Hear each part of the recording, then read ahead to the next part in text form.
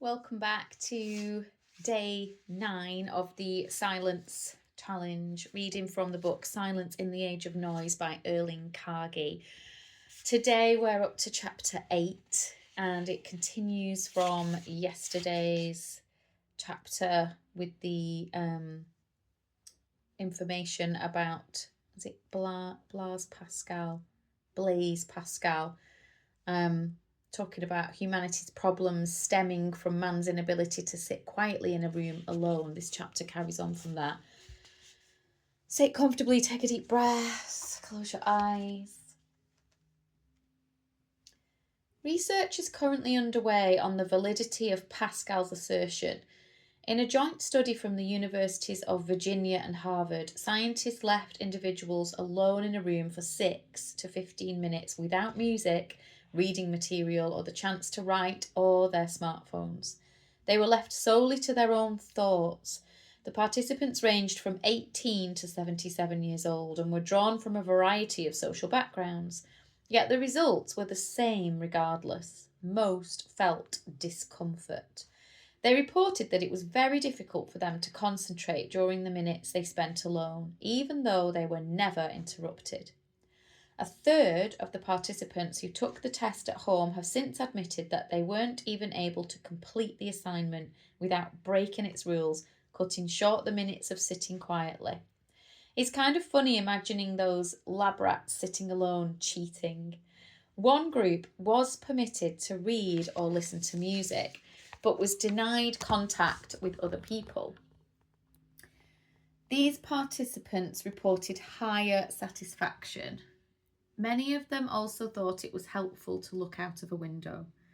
The scientists then took the study one step further in order to see whether the participants would rather do something unpleasant, such as receive an electric shock, than sit alone in silence once again. Each participant had been subjected in advance to a similar electric shock so they would know exactly how painful that option was, and it was painful.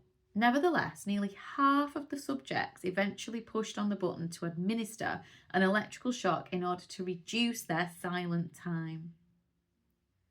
What was so striking, according to the researchers, was that being alone with one's thoughts for 15 minutes was apparently so aversive that it drove many participants to self-administer an electric shock that they had earlier said they would pay to avoid. One of them pushed the electric shock button 190 times. Wow. I don't think Pascal would have been surprised. On the contrary, he maintains that our constant flight from ourselves is a reality so brutal that we try to avoid thinking about it. We would rather think and feel anything else. He is right. Would you then maintain that you and I are insane? Yes, I think we may be on our way to becoming stark, raving lunatics. And there's little pictures every so often in the book. Wow, wow, wow. Nice short chapter today, so you don't have to hold your attention for too long, but can you sit with me in silence just for 1 minute and 30 seconds today as we increase to 1 minute 30? Or would you rather stick pins in your eyes or give yourself an electric shock? Stick with me if you're willing to give it a go as we take a deep breath in,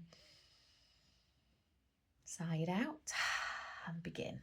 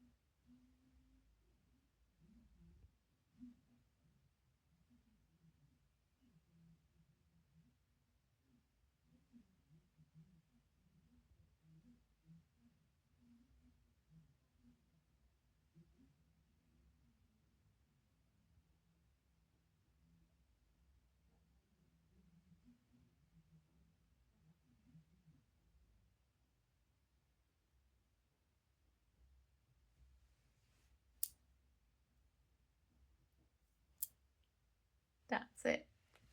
1 minute 30. Well done. I did have a window to look out of then, and I was giving you the lovely view on the painting in case that helped. How did you get on today? Did you manage it? Did you make it to the end? Please do drop me a comment if you're joining along, and you never know, we might grow our silence. We don't know where we're going to end up. Thank you so much for being with me today. I hope to see you again tomorrow. Bye for now.